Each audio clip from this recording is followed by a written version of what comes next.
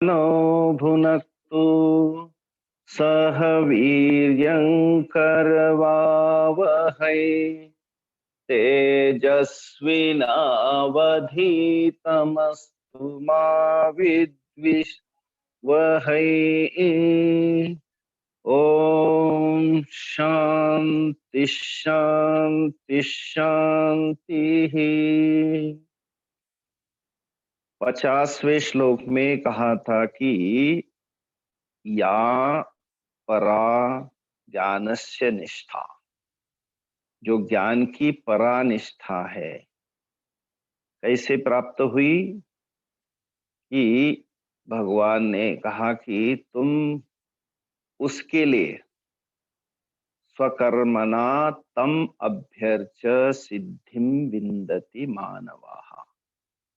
मनुष्याः सिद्धिं प्राप्नोति। सिद्धि मतलब ज्ञान की जो निष्ठा है, ज्ञान के लिए जो अंतःकरण शुद्धि उसकी प्राप्ति होती है।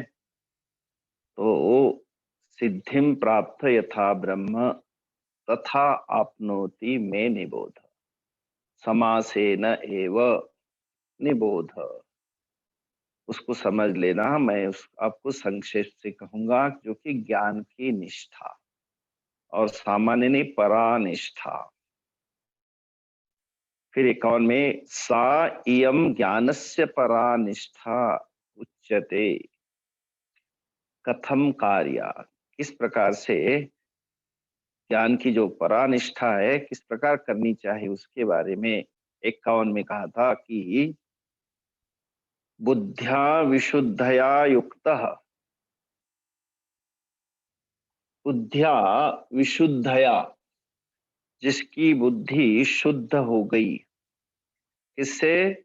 अपने निष्काम कर्म से अंतकर्म जिसकी शुद्धि हुई, कपट रहित जिनकी बुद्धि हुई, निश्चयात्मिका बुद्धि संपन्न पुरुष हुआ। धृत्या आत्मानं नियम्य, ऐसा शुद्ध अंतकरण वाला व्यक्ति फिर उसके अंदर धैर्य, धृत्या मतलब धैर्येण आत्मानम, खुद को जो है धैर्य से युक्त, धृति से युक्त, ऐसा संपन्न धृत्या कार्य करण संघातम, बुद्धि अंतकरण शुद्धि लेकिन पूर्व संस्कार के कारण हो सकता है कि फिर आपका जो शरीर है उसके मन ने कुछ थोड़ा सा भी अगर पीछे से टटोला तो फिर ये हो सकता है फिर दोबारा विश्व के अंदर उसके अंदर उसकी कामना न हो जाए। इसलिए कहते नियम्य आत्मानम, कार्य करण संघातम, नियम्य, अपने आप को इंद्रिय शरीर को अपने वश में करता हुआ, संयम्य, ऐसे शब्दादीन विषयान, शब्द आदि जितने सारे मेरे इंद्रियों के विषय है उनको नियम्य, और विषयान त्यक्त्वा, जो विषय है, विष्णोति बध्नाति, जो मुझे बांध देते हैं, एक बार किसी भी विषय का रस आ गया तो फिर बार बार उसके अंदर वो बंध जाता है। इसलिए बध्नाति विषयान तान सर्वान त्यक्त्वा राग द्वेषो युद्धस्य च, जिनके अंदर होने वाली आसक्ति और द्वेष, एक चीज चाहिए एक दूसरी नहीं चाहिए, तो जो चाहिए उसके अंदर राग, जिससे नफरत है उसको कहते द्वेष। इस प्रकार का राग द्वेष से युक्त मतलब उससे जो है युद्धस्य, उनको भी त्याग करके, परित्यज्य, फिर उसके अंदर राग द्वेष का भी अभाव। इस प्रकार का व्यक्ति फिर आगे अपनी क्या करता है, अपने जीवन को यापन करता हो अपनी साधना जारी रखता है। विविक्त सेवी, विविक्त मतलब एकांत देश सेवी, जहाँ पे निर्जन, जहाँ पे अधिक जनों का वार्धक्य नहीं, जहाँ पे बहुत ज्यादा जन समुदाय नहीं है, लघुवासी, अपने कम से कम अपना शरीर चलाने के लिए भोजन, यत वाक काय मानसः, यत मतलब अपने अपने वश में करता हुआ किसको, वाक वाणी, काय शरीर और मन, ऐसी साधना करता हुआ ध्यान योग परः, योग कर रहा है, कौन सा, ध्यान योग, हमेशा ध्यान में संलग्न, नित्य ध्यान योग में परायण रहता हुआ आत्म स्वरूप चिंतन का नाम ही ध्यान है। आत्म स्वरूप चिंतनम योग, आत्म विषय एव एकाग्रीकरणम, एक अग्र, एक ही, उस बुद्धि के आगे एक ही विषय है, वो आत्म ध्यानम ध्यान योगो। इस प्रकार से ध्यान योग परः नित्यम वैराग्यम समुपाश्रितः, और वैराग्य कभी कभी अगर रहता है तो फिर कभी भी वो शिकार बन सकता है इसका, विषयों का। जैसे निरंतर तीव्र वैराग्य, यह अमूत्र फल भोगेशु विरागः, यहाँ और परलोक में स्वर्ग आदि में जो विषय, फल के विषय, उसके अंदर एक प्रकार से इच्छा राहित्यम वैराग्यम, तो नित्यम वैराग्यम समुपाश्रितः, सम्यक उपाश्रितः, तो वैराग्य का आश्रय लेकर के, वैराग्य संपन्न होकर के वो अपना भावी जीवन साधना के साथ बिताता है। फिर आगे कहते और 53, अहंकारं बलं दर्पं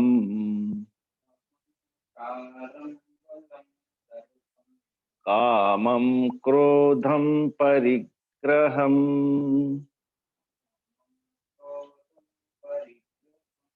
विमुच्य निर्ममः शान्तः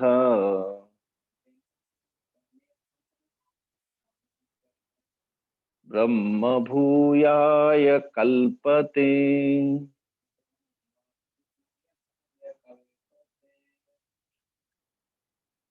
अहंकारं बलं दर्पं कामं क्रोधं परिग्रहं विमुच्य निर्ममः शान्तः ब्रह्म भूयाय कल्पते।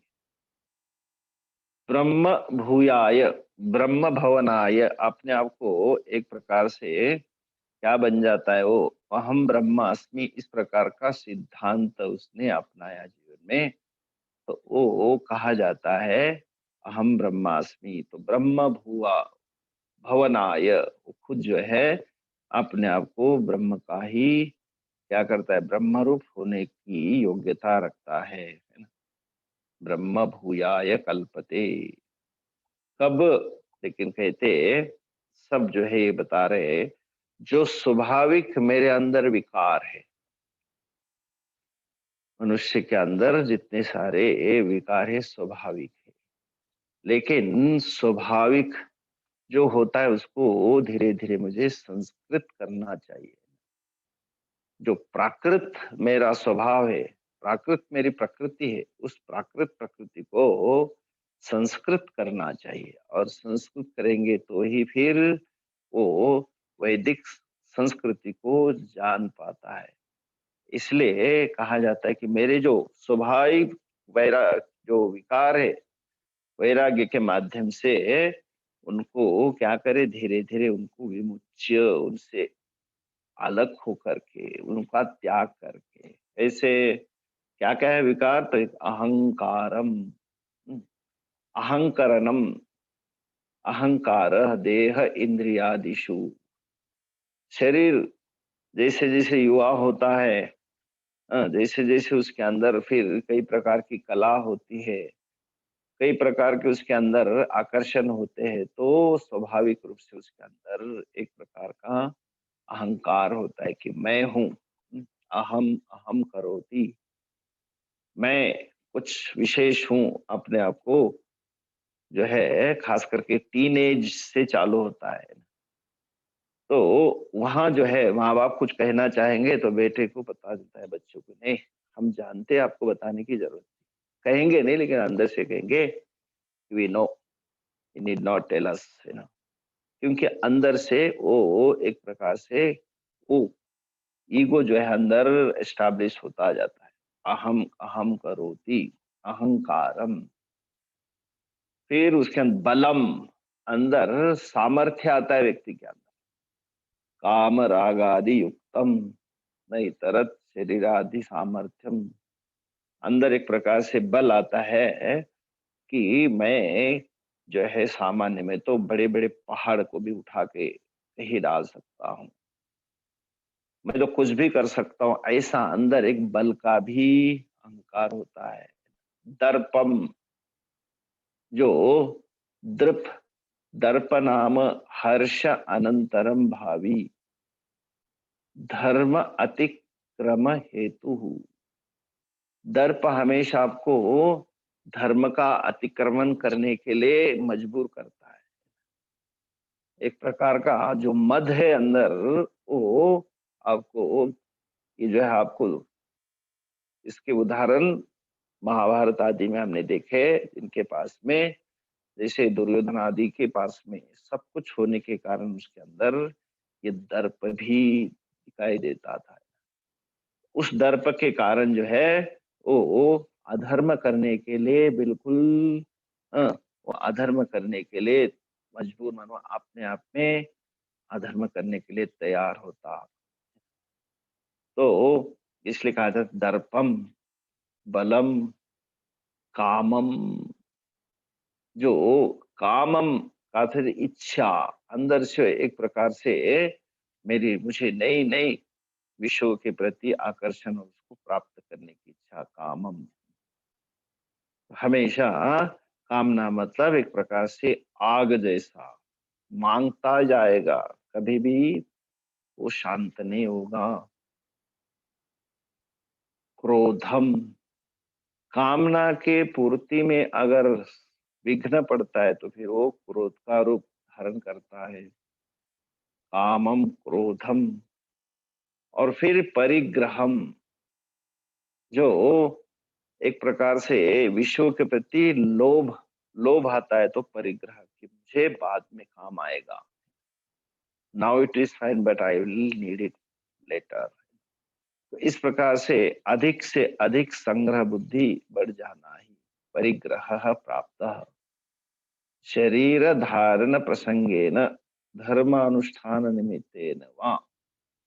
जो कई प्रकार के शरीर को धारण करने के प्रसंग में, धर्म अनुष्ठान करने के प्रसंग में बाह्य जितने वस्तु उसकी क्या होती है, संग्रह करने की एक प्रकार से प्रवृत्ति हो जाना। हम्म, तो परिग्रह करना, क्रोध, काम, दर्पम, बलम, अहंकारम, ये सारे जो है प्राकृतिक मेरे अंदर जो है प्रकृति के ये सब विकार है। लेकिन ये विकार से युक्त अगर रहूंगा तो I can not do any progress in my spiritual life. I have to free from it. इसलिए कहा इन सभी को कहते विमुच्य, इनसे मुझे अपने आप को अलग करना ही होगा। इनका अगर शिकार बन जाता हूं तो इसलिए कहा जाता है पतितम भवती। वो कभी भी उस परम पुरुषार्थ के लिए अधिकारी से, योग्यता से भी वो क्या होता है, उसका पतन होता है। इसलिए इनको जो है, इन सभी विकारों को, विमुच्य का अर्थ होता है इनसे अलग होकर के, उनका त्याग करके, परित्यज्य। और जो भी प्राप्त होता है शरीर चलाने के लिए, उसके अंदर भी कहीं किसी प्रकार की कामना आसक्ति न हो, इसलिए निर्ममः, ममता रहितम। जो भी मिला, इवन शरीर जो है, दिस इज गिवन, इदम शरीरम खलु धर्म साधन। ये शरीर मुझे मिला है सारे धर्म का साधन करने के लिए। अगर इस शरीर को मैं ठीक से अगर देखभाल नहीं करता हूं तो मैं कुछ भी साधना नहीं कर पाऊंगा। इसलिए इससे तो मैं धर्म का पालन करता हुआ मैं अवश्य ही पुरुषार्थ की प्राप्ति कर सकता हूँ। ये शरीर जो है मेरे लिए बहुत ही उपयोगी है। शरीर है तो मैं कई प्रकार के क्या कर सकता हूँ, साधना कर सकता हूँ। तो इसलिए इस शरीर के माध्यम से होने वाली साधना वो तो अवश्य होगी, लेकिन उसके अंदर अगर अहंकार आने लगता है तो फिर मैं किसी भी साधना को नहीं कर पाऊंगा, क्योंकि विकार से ग्रसित हो जाता है। तो इसलिए कहा जाता है कि मेरे पास में होना क्या, अहंकार रहित मतलब निर्ममः। जो भी चीजें प्राप्त हुई मुझे वो क्या है, वो मेरी नहीं है। That is to be use and given to me. जो मुझे प्राप्त हुई। एक संत ने बड़ा सुंदर लिखा था कि हम सभी के सभी यहाँ हैं, और जैसे कोई नौकर अपना कितना भी बड़ा उसका कार्य क्यों न हो, है नौकर, और उसको उस नौकरी के लिए उसके सुविधा के लिए बहुत सारे साधन दिए जाते हैं उसको, और वो साधनों का क्या कर सकता है, उस ऑफिस के दौरान उसको कुछ भी हर चीज का उपयोग करने का उसको अधिकार है। और जो साधन मिले हैं उसका अधिकार है कि वो उसका प्रयोग करे, उपयोग करे। लेकिन उसमें से जब भी उसका समय होता है घर जाने का, तो वो कहते कि उसमें से एक चीज भी अगर वो साथ ले जाता है जेब में डाल के, थैली में डाल के, तो वो क्या कहा जाता है, चोर कहा जाता है। क्यों? Everything is given to use, not to take away. तो ठीक वैसे ही वहां तो एक दिन की ऑफिस की बात कहते हैं, यहाँ तो कहते हैं संपूर्ण जीवन मेरा एक प्रकार से कार्यालय है, जिसके अंदर अच्छा कार्य करो। हाँ, इसलिए कहा जाए धर्म क्षेत्र और कर्म क्षेत्र है। तो कर्म का क्षेत्र यहाँ पे खूब कार्य करो, और कार्य करके उसका जो है आपको कार्य का जो फल मिलने वाला है पुण्य, वो आपको अपने आप मिलेगा। तो वो आप प्राप्त कर सकते हैं, लेकिन उसके साथ में एक जो विकार है अहंकार वो न हो, है ना। इसलिए उससे परे रहने के लिए कोई भी चीज मेरी नहीं, it is given to me, निर्ममः। और ऐसा ममता रहित, आसक्ति रहित, शांत,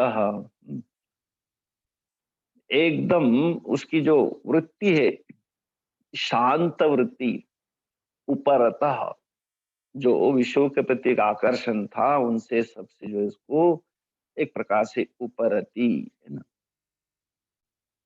किसी प्रकार का आकर्षण नहीं है। ऐसे सब प्रकार से परिश्रमों से रहित, शांत होता हुआ, कोई भी उसको अप्राप्त वस्तु नहीं जो प्राप्त करने के लिए हमेशा भाग दौड़ करे, तो वो शांत, है ना। और ऐसा व्यक्ति जिसने सारे इन विकारों को त्याग दिया, अहंकारम बलम दर्पम कामम क्रोधम परिग्रहम विमुच्य, इनको त्याग करके, और उसका जो शेष जीवन वो जी रहा है कैसा, कुछ भी मेरा नहीं, निर्ममः, शांत। जब उसके अंदर किसी प्रकार परिग्रह का, आसक्ति का कोई छंद नहीं, तो कैसा रहेगा, वो शांत हो जाएगा। और फिर ब्रह्म भूयाय ब्रह्म भवनाय कल्पते, ब्रह्म रूप होने के लिए वो योग्य हो जाता है। आगे 54वां, ब्रह्म भूत प्रसन्नात्मा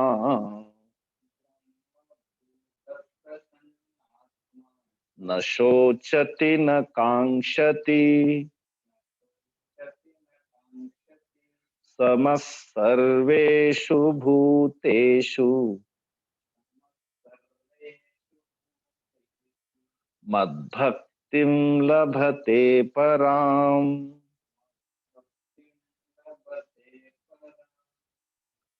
अनेन क्रमेण, इसी क्रम से फिर निन विकारों से रहित होकर के शांत होकर के ब्रह्म भवनाय समर्थ हो जाने पर आगे कहते ब्रह्मभूतः ब्रह्म प्राप्त, फिर उसको फिर दुखी होने का कोई कारण नहीं। प्रसन्न आत्मा, जिसका आत्मा हमेशा प्रसन्न ही है, सच्चित आनंदम, प्रसन्न आत्मा, फिर उसको किसी प्रकार का शोक करने के लिए कोई कोई भी कारण नहीं। न सोचती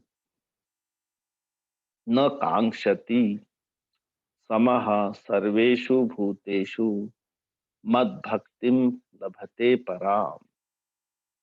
तो ऐसा ब्रह्म भूतः को ब्रह्म को प्राप्त हुआ। फिर ब्रह्म का स्वरूप क्या है? प्रसन्न आत्मा है ना। तो हमेशा वो जो है कभी भी दुखी नहीं होता। दुखी वो होता है कि मुझे कुछ चीजों की आवश्यकता है, मैं उसको नहीं प्राप्त कर रहा हूँ, मुझे अपने विषयों के भोग जो है मुझे नहीं प्राप्त हो रहे, तो उसके लिए वो अपने आप को दुखी मानता है। लेकिन उसने तो कुछ भी अप्राप्त कुछ रहा नहीं है और उसने सबकी प्राप्ति की, तो ब्रह्म भूतः मतलब ब्रह्म को प्राप्त किया। प्रसन्न आत्मा, उसका आत्मा हमेशा करे प्रसन्न रहता है। फिर न सोचती, कहीं भी उसको शोक करने के लिए। अर्थ वैकल वैकल्याम आत्मनः वैगुण्यम न उद्देश्य न सोचती। किसी पदार्थ की हानि हो गई है या निस्संबंध उसके उद्देश्य से कोई उसको संबंध, उसके जो कोई मेरे से बिछुड़ गया है, जो संयोग हुआ तो वियोग हो गया है, इस प्रकार का उसको कोई भी संताप नहीं रहता, इसलिए कोई चाहत नहीं रहती। कांक्षति मतलब चाहना, सोचती मतलब किसी कोई हानि होती है, कोई चीज मेरी से नष्ट हो जाती, तो उसको लेकर के शोक होता है। तो उसको पता है कि मुझे जो प्राप्त हो गया वो कभी मेरे से बिछुड़ने वाला नहीं है, और बाह्य चीजें कितने भी अपना करके रखो वो कभी टिकने वाली नहीं। They will not stay with me, है ना। One day there will always वियोगाहा, संयोगात्मा वियोगाहा। जो जो चीज प्राप्त होती मुझे, जो प्राप्त हुई मतलब पहले थी नहीं, और प्राप्त हो गई तो पूर्व अवस्था में जाएगी जहां पे मेरे पास थी नहीं, तो मेरे पास रहेगी भी नहीं। तो जो आया है तो बहुत बढ़िया, जो गया तो भी बहुत अच्छा है। तो इस प्रकार से हाँ, एक महात्मा जी के अपने शिष्य के पास रहते थे साथ में, और शिष्य अपनी सेवा करते थे, उनके पास गाय भी थी।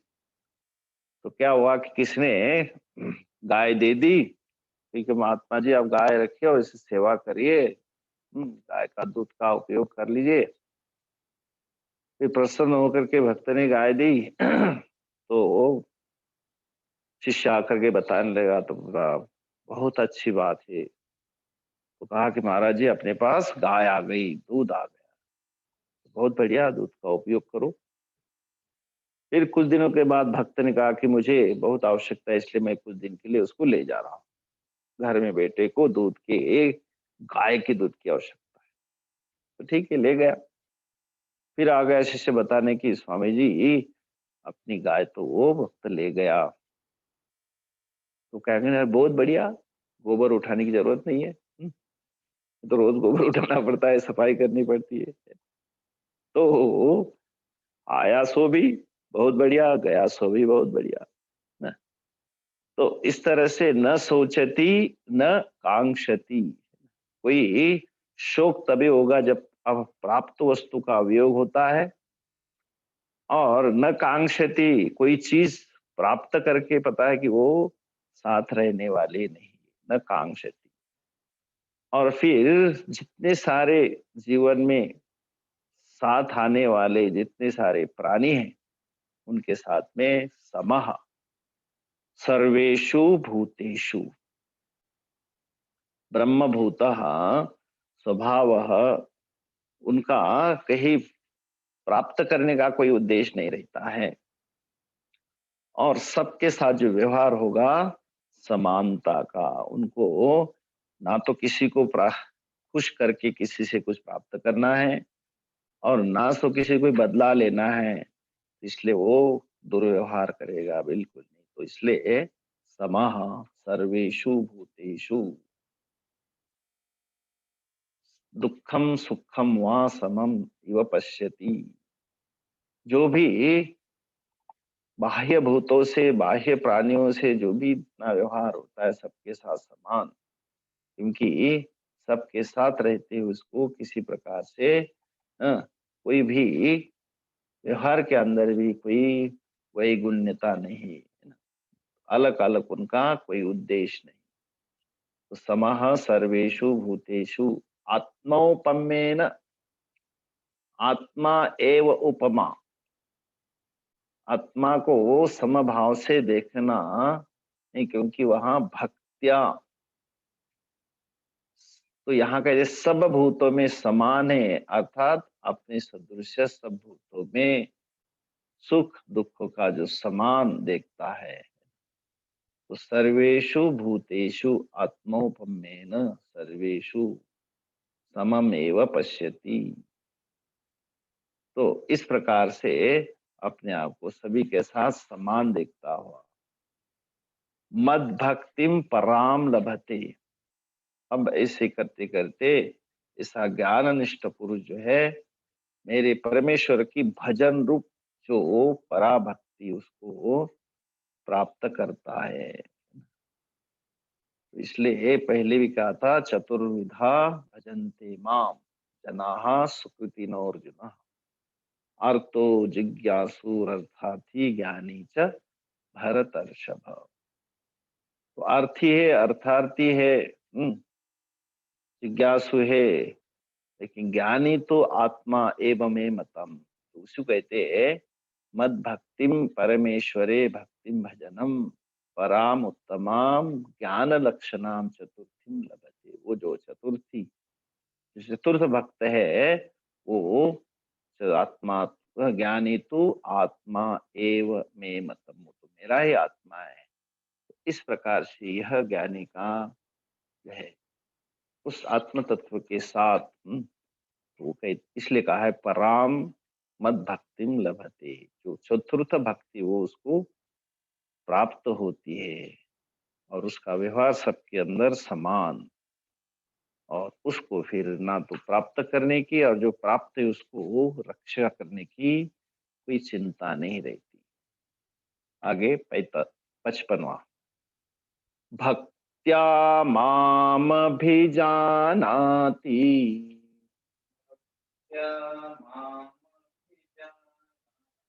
यावान्यश्चास्मि तत्त्वतः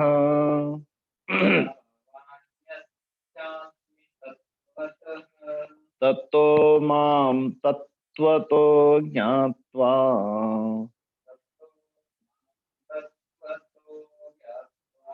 विशते तदनन्तरम्।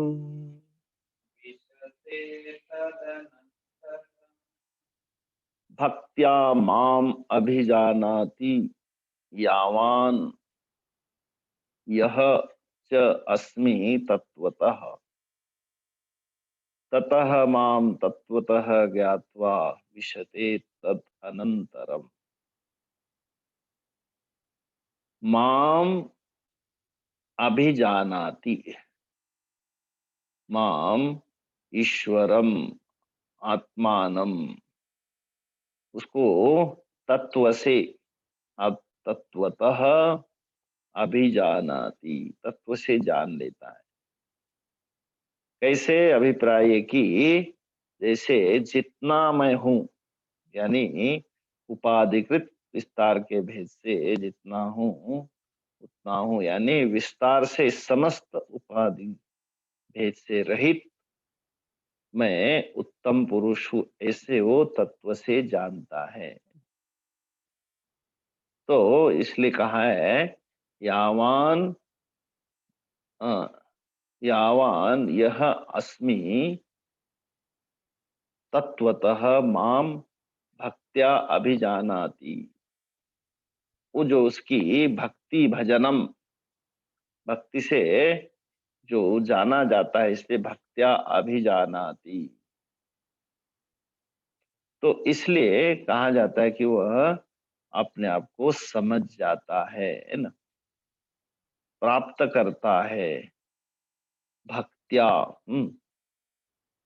कैसी? एकाकी, है ना, उसके अंदर फिर सर्वम एकम एव तत्वतः, उसका जो तत्व है भक्ति का, कि ईश्वर जो है सर्वव्यापी है, सबके अंदर उसका समावेश है। तो इसलिए कहा गया है कि तत्वतः यावान अहम अस्मि माम अभिजानाति, मुझे उस प्रकार से भक्ति से वो जानता है। तो इसलिए ततः माम ज्ञात्वा, उस भक्त को जब मुझे वो जानता है, तत्वतः ज्ञात्वा विशते तत् अनंतरम, मुझे जान करके फिर एकाएकी पूर्ण रूप से जान करके, तत्व तो तब पूर्ण रूप से जान करके अ, तद अनंतरम ज्ञात्वा विशते। विशते यहाँ पे मतलब एक प्रकार से विष का अर्थ होता है प्रवेश करना, लेकिन यहाँ का अर्थ है कि तत्काल मुझ में प्रवेश कर जाता है, मतलब मेरे ज्ञान के अंदर वो मुझे समझ जाता है। यहाँ फिजिकल कोई भी एक्शन नहीं कि प्रवेश कर जाना, जैसे घर के अंदर प्रवेश कर जाता वैसे कोई प्रवेश नहीं है। मतलब वहां पे मैं ही, जैसे आपने कहा कि जो सोना था, सोने का टुकड़ा पिघल करके फिर सोने के अंदर जो है एक हो गया। एक बूंद पानी जो है समुद्र के अंदर प्रवेश कर गया, तो इसका अंदर उसको एंटर होने की जरूरत, मतलब अपने आप ही उसके अंदर उसका एक ही स्वभाव था, लेकिन उसको भिन्नता महसूस हो रही थी, लेकिन वो एक हो जाना। तो विशते मतलब उसके साथ अपने आप को एक हो जाना, है ना। तो फिजिकली यहाँ पर कोई ज्ञानानंतरम प्रवेश क्रिय भिन्ने विवक्षे ज्ञात्वा विशते, इस कथन से ज्ञान और अनंत प्रवेश क्रियाएं दोनों भिन्न भिन्न विकसित नहीं है। पहले जाना फिर बाद में प्रवेश किया नहीं, उसने तो अपने आप को एक ही है, प्रवेश करना और जानना। माम अभिजानाति तत्वतः। तो इसलिए कहा जाता है कि एक कहावत है कि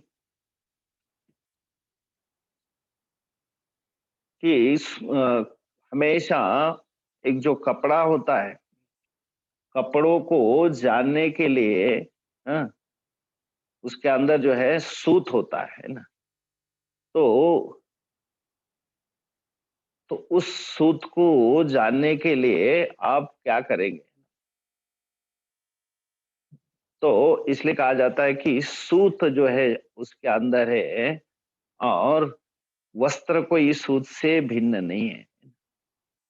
कपड़ा सूत को ढूंढने जाएगा, और समुद्र जो है बूंद को ढूंढने जाएगा, तो वो कभी भी संभव नहीं, क्योंकि उनका अपना खुद का ही स्वरूप है। तो कपड़ा, वस्त्र का जो कोई भी स्वरूप उस सूत के बिना नहीं हो सकता, और बूंद के बिना कोई समुद्र का आकार नहीं हो सकता है। तो कहने का मतलब वो अपना ही स्वरूप है, वहां पे अलग से उसमें प्रवेश करने की जरूरत नहीं, बल्कि ज्ञातवा मतलब वो अपने आप में एकता को समझ करके फिर उसका अनुभव करता है। यहाँ प्रवे विशते का अर्थ होता है जानाति, तत्वतः ज्ञात्वा विशते, है ना। अपने आप को अच्छी तरह से जान करके वो अपने स्वरूप का क्या करता है, अनुभव करता है कि I am not in small drop of water, I am whole in this ocean. तो मैं समुद्र हूँ, मैं कोई बूंद नहीं हूँ। तो इस प्रकार से मैं तंतु नहीं, मैं तो पूरा कपड़ा मैं हूँ, इस प्रकार से उसको अपना अनुभव होता है। तो इसलिए 55 वाले में कहा कि भक्त्या उस ऐसे साधना के द्वारा हाँ, पवित्र अंतकरण के द्वारा माम अभिजानाति। कैसे? तत्वतः। कैसा तत्व? यावान अहम अस्मि, यावान यह च अस्मि, जो मैं जितना हूँ, जिस स्वरूप से हूँ, वैसे वो तत्वतः जानता है। और ऐसे ततः माम तत्वतः ज्ञातवा जान करके, शास्त्र और आचार्य के माध्यम से जान करके, तद अनंतरम उसके बाद जो है वो मेरा ही स्वरूप हो जाता है, फिर वो मेरे से भिन्न नहीं रहता। तंतु को मालूम होता है कि ये तंतु जो है कपड़े का ही स्वरूप है, तो फिर वो अलग नहीं रहता, वो उसी को अपने आप को उसी के समझ लेकर मैं इस वस्त्र से मैं अलग नहीं हूँ। 56वां, सर्वकर्माण्यपि सदा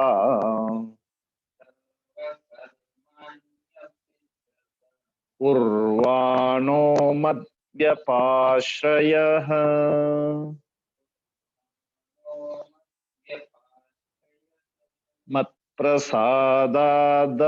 मत्प्रसादादवाप्नोति शाश्वतं पदमव्ययम्। सर्वकर्माणि अपि सदा कुर्वन् कुर्वाणः मद्व्यपाश्रयः मत्प्रसादात् अवाप्नोति शाश्वतम पदम अव्ययम। तो वो जो ज्ञानी है उसने अपने आप को आत्मा का स्वरूप को अनुभव करने के बाद भी उसको शरीर तो उसका रहेगा, तो जो भी शरीर के माध्यम से होने वाला कर्म, नित्य नैमित्तिक कर्म उसको करता हुआ, इसलिए कहा है सर्वाणी कर्माणि सर्व कर्माणि सदा कुर्वाणः अनुष्ठानम कृत्वा, उसको अनुतिष्ठन का कर्म का अनुष्ठान करते हुए, मद व्यपाश्रय मानो मेरे अंदर मेरा आश्रय लेता हुआ, कुर्वाणः करता हुआ, अनुष्ठान करता हुआ सारे कर्मों का, मद प्रसादात अवाप्नोति, और जब मेरी मेरा आशीर्वाद मत प्रसादम मेरा जो प्रसाद है उसको, मतलब उसका जो प्रसन्नता है उसको प्राप्त हो जाती है, जिसने मेरा आश्रय लिया है। मत व्यपाश्रय, और मेरा आश्रय लेकर के फिर मत प्रसादात, मेरे ही प्रसाद से, मेरे ही अनुकंपा से, कृपा से, तद तब अव्यय पद को, जहाँ कोई विकार नहीं है, ऐसे पद को वो प्राप्त कर जाता है। इतना ही रखते हैं, पीछे 53 से।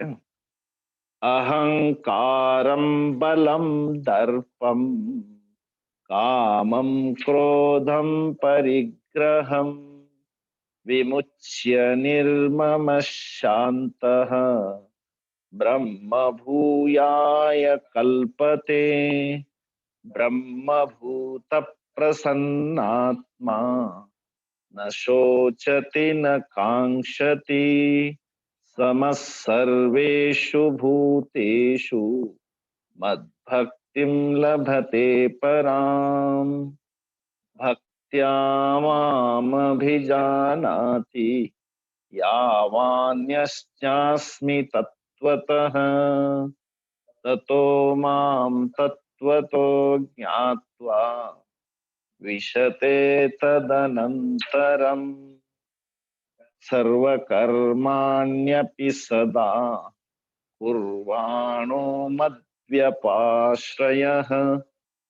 मत्सादादवाप्नोति शाश्वतं पदमव्ययम्। ॐ पूर्णमदः पूर्णमिदं पूर्णात् पूर्णमुदच्यते पूर्णस्य पूर्णमादाय पूर्णमेवावशिष्यते। ओम शांति शांति शांति। हरि ओम। श्री गुरुभ्यो नमः। हरि